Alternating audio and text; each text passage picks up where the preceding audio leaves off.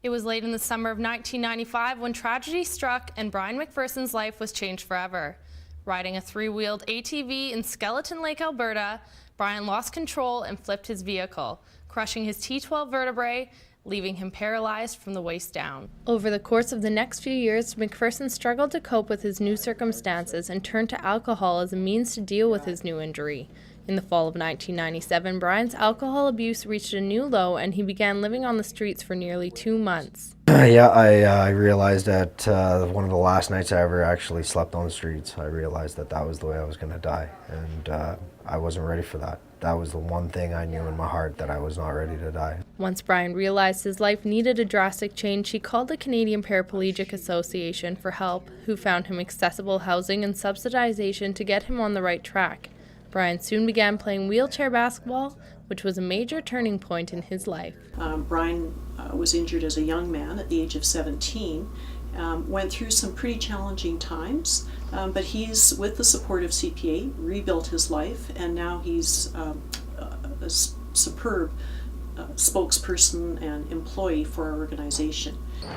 After several years of playing wheelchair basketball in a gym just like this one, Brian moved on to sledge hockey, playing for Team Canada. He now is one of the first adaptive bobsledders in the world.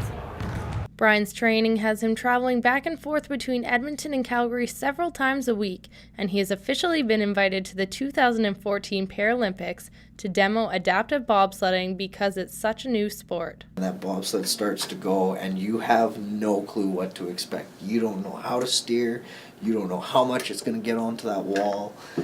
And I remember getting to the bottom being like, I cannot believe I just did that. Like, really? And they're like, you're doing it again. I was like, awesome.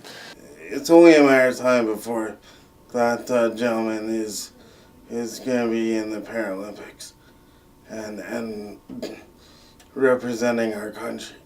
And I couldn't be more honored to have Brian as not only a coworker but a great friend.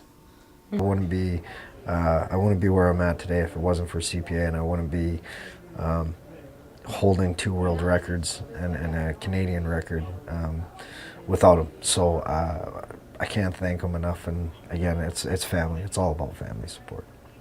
Brian continues to work as the peer program coordinator at the Canadian Paraplegic Association here in Edmonton, helping those with new spinal cord injuries adjust to their new lives.